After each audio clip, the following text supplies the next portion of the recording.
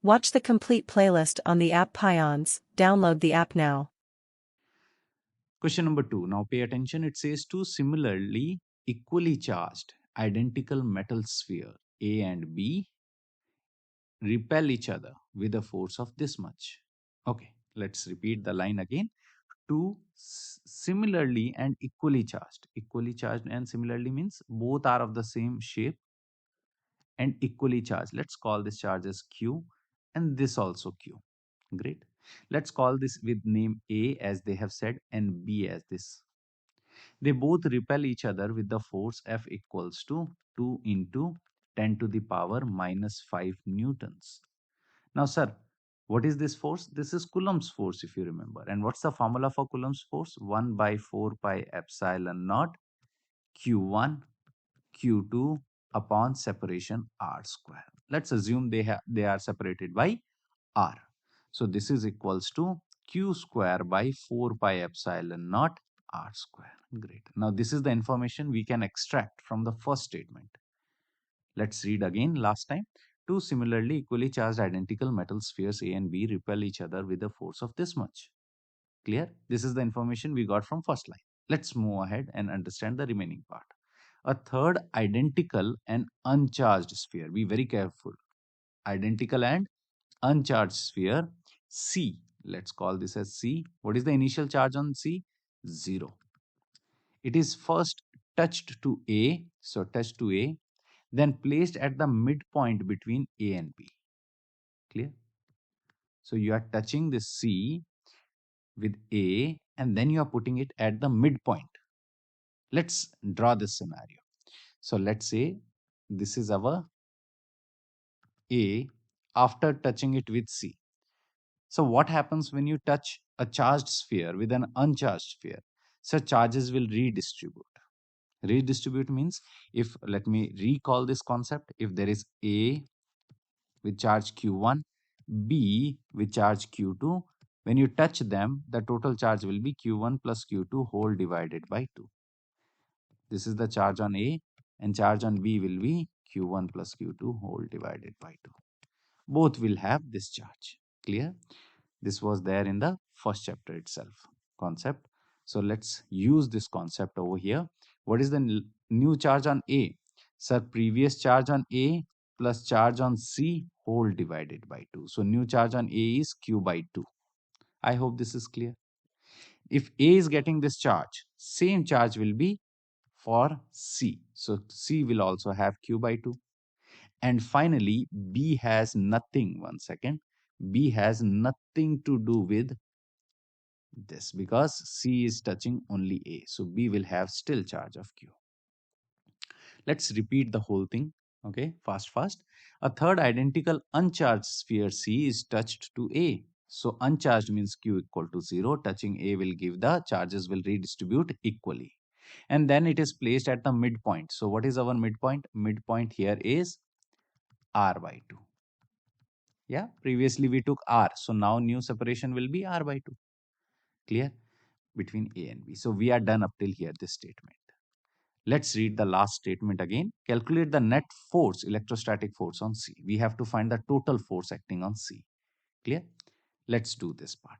So first of all, let's figure out what is the force acting on C. Sir, if you are putting a C here, it will be repelled by charge at A and it will be repelled by charge at B.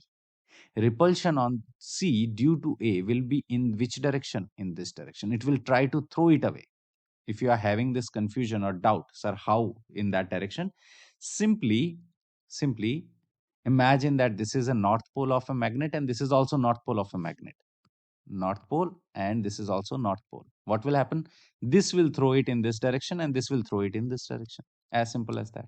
So A will have a repulsion between A and C that will throw it in this direction. Let's put it as force on C due to A. Now force on C due to B will be in which direction? This direction.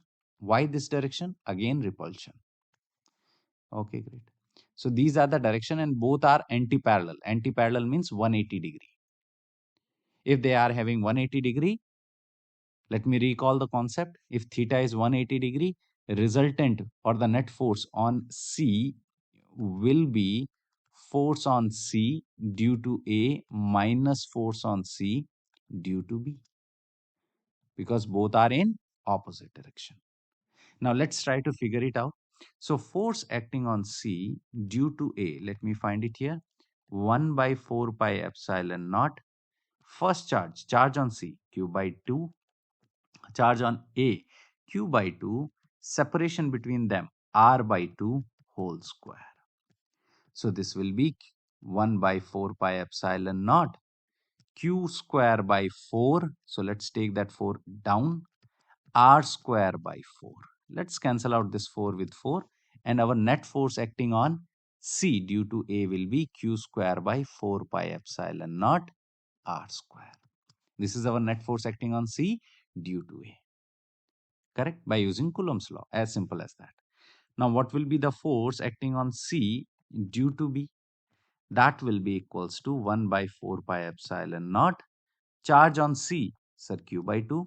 Charge on B, sir, Q, whole divided by separation, R by 2 whole square. So this will give us 1 by 4 pi epsilon naught, Q into Q, Q square upon 2.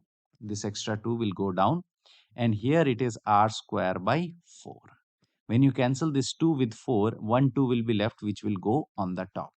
2Q square upon 4 pi epsilon naught R square. Now some students, they have confusion. Sir, how this 2 went up? Okay. So if you have this confusion, just put a symbol of division. Okay. And then try it. You will get the answer. So I hope this is clear. This is net force acting on C due to A. This is net force acting on C due to B. But question is asking the net force on C. So total will be over here. Let's subtract both. So this will be Q square upon 4 pi epsilon naught R square minus 2 times Q square upon 4 pi epsilon naught R square. Let's go back to the beginning of our problem. Look at this part. So Q square upon 4 pi epsilon naught R square is nothing but 2 into 10 to the power minus 5. Let's substitute over there. So this will be 2 into 10 to the power minus 5 minus 2 times 2 into 10 to the power minus 5. I hope this is clear. Yes, because Q square upon 4 pi epsilon naught square R square is 2 into 10 to the power minus 5. So this will give us 2 into 10 to the power minus 5. 2 2s are minus 4 into 10 to the power minus 5. And eventually, let me write it here. The net force acting on C due to both will be 2 minus 4. Minus 2, we can ignore the negative sign, but because, okay, or you can put higher minus lower, doesn't matter. So this will be, or let's keep if you have a confusion in board exams, put a modulus to avoid such problems. Okay, modulus means you can have negative, positive both. So it will be 2 into 10 to the power minus 5. Don't get confused if in any other reference books or online, okay, you find this as positive, fine. They must have taken a modulus, okay, or they must have taken higher value minus lower value. Doesn't make any difference. But this is the magnitude of the net force acting on C.